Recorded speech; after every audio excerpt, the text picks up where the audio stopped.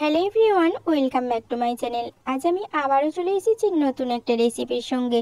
এখানে আমি নিয়ে নিলাম প্রায় 20 গ্রাম মতো আদা, একটা বড় সাইজের রসুন, দেন আমি নিয়ে নিলাম প্রায় 100 গ্রাম মতো পেঁয়াজের টুকরো। তারপর এটা আমি এখন মিক্সিতে গ্রাইন্ড করে নেব। তো ফ্রেন্ডস, আমার গ্রাইন্ড করা হয়ে গেছে। খুব যে মিহি করেছি তা নয়, মোটামুটি একটা ছিবে ছিবে ভাব থাকবে, তাহলে রেসিপিটার মধ্যে একটা ইউনিক স্বাদ পাওয়া যাবে। তো দেন ফ্রেন্ডস, আমি এখানে নিয়ে নিয়েছি 1 কিলো মুরগির মাংস। এটাকে আমি 4 টুকরো করে নিয়েছি। দেন এর মধ্যে এখন দিয়ে দেব পরিমিত লবণ। প্রতিটা মশলায় আমি চিকেনের টুকরোগুলোর ওপর পার্ট দিয়ে দেব, তাহলে মাখাতে অনেকটা সুবিধা হবে। দেন ফ্রেন্ডস, এর মধ্যে এখন দিয়ে দিলাম পরিমিত হলুদের পাউডার। দেন এখন দিয়ে দেব পরিমিত লঙ্কার পাউডার। তারপর দিয়ে দেব অবশ্যই পরিমিত জিরা পাউডার। এখানে সমস্ত মশলায় আমি ঘরোয়া সাধারণ মশলা ব্যবহার করেছি, যাতে করে হজমের যেমন সুবিধা হবে এই গরমের মধ্যে, সেই রকম রান্নাটাও অনেক সহজ সরল হবে। দেন ফ্রেন্ডস, জিরা পাউডারের পর আমি গরম মশলার পাউডার দিয়েছি। এরপর আমি দিয়ে দিচ্ছি মিক্সিতে গ্রাইন্ড করা মশলা, মানে আদা রসুন আর পেঁয়াজের পেস্ট। তারপর এটা আমি এখন হাত দিয়ে মেখে নেব। যেহেতু গরমটা খুবই বেশি, তাই চিকেনগুলো অনেকটাই ড্রাই হয়ে আছে। এখানে আবার ড্রাই পাউডার মশলা ইউজ করেছি। তারপরে এখানে ভিজা মশলাটা দেওয়ার ফলে কিন্তু মশলাগুলো খুব সুন্দরভাবে মাখানো হবে। আপনারা দেখতেই পাবেন কত সুন্দরভাবে মাখানো হচ্ছে মশলাগুলো। তো মশলাগুলো চিকেনের সঙ্গে খুব সুন্দরভাবে মাখানো হলে কিন্তু চিকেনটা বা রেসিপিটা খুব সুন্দরভাবে করা যাবে।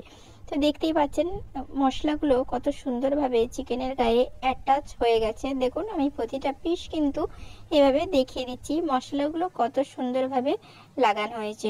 তো দেন ফ্রেন্ডস, আমি এখন গ্যাস ওভেনে বসিয়ে দেবো একটা কড়াইয়ের মধ্যে দিয়ে দেব সরিষার তেল। মাছ মাংসর ক্ষেত্রে সরিষার তেলটা ব্যবহার করলেই টেস্টটা অনেকটা বেশি পাওয়া যায়। তবে অনেক সময় আমরা হেলথের কথা মাথায় রেখে সাদা তেল বা হোয়াইট অয়েলও ইউজ করে থাকি। তো এখানে আমি সরিষার তেলই ইউজ করলাম। দেন ফ্রেন্ডস, এগুলোকে আমি এখন ঢাকা চাপা করে উল্টে পাল্টে ভেজে নেব। যেহেতু কম তেলে, তাই ঢাকা চাপা করে ভাজতে হবে, তাহলে সিদ্ধটা বা কুক খুব তাড়াতাড়ি হয়ে যাবে। এই পর্যন্ত যারা ভিডিওটা দেখলেন, অবশ্যই একটা করে লাইক করে দেবেন। আর যেহেতু আমি অনেক দিন পরে ভিডিও ছাড়লাম, আমার পুরানো যারা বন্ধু, দাদা দিদি ভাই বোন আছেন, প্রত্যেকের কাছে হয়তো প্রশ্ন থাকবে আমি এতদিন ভিডিও দেইনি কেন। ফ্রেন্ডস, প্রথমেই আমার মাসিমা মারা যায়। তারপরেই 2-4 দিন পর শুরু হয়ে যায় আমার শ্বশুরবাড়িতে গ্রামীণ মেলা। বাড়িতে আত্মীয় স্বজনের যাতায়াত, তাই ভিড়ভাট্টা লেগেই থাকে। ভিডিও কন্টিনিউ করা সম্ভব হয়নি। এরপরেই শুরু হয়ে যায় ছেলের এক্সাম শেষ হলেই শুরু হয়ে যায় বোনের বিয়ের তোড়জোড়। আমার একটা ছোট বোন ছিল, অনেকেরই জানা আছে, আমার পুরানো ভাই বোন দাদা দিদিদের। দেন ফ্রেন্ডস, বোনের বিয়ে শুরু হয়। ঠিক সেই সময়েই আমার একটা দিদি আছে, অনেকেরই জানা আছে, সে সবসময়তেই অসুস্থ থাকে। সেই সময় তাকে হসপিটালাইজড করতে হয়।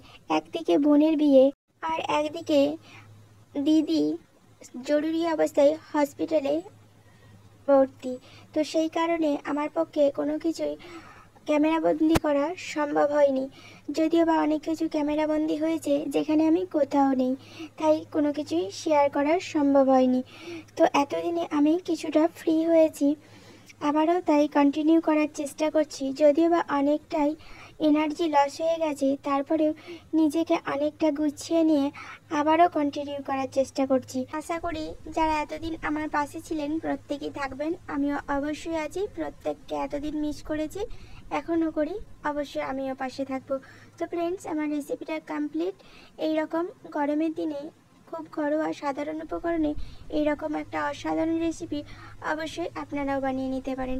রেসিপিটা আপনাদের কেমন লাগলো অবশ্যই কমেন্ট করবেন, অবশ্যই বাড়িতে ট্রাই করবেন। সুস্থ থাকবেন, ভালো থাকবেন। আবারও দেখা হচ্ছে পরবর্তী ভিডিওতে নতুন একটা রেসিপির সঙ্গে।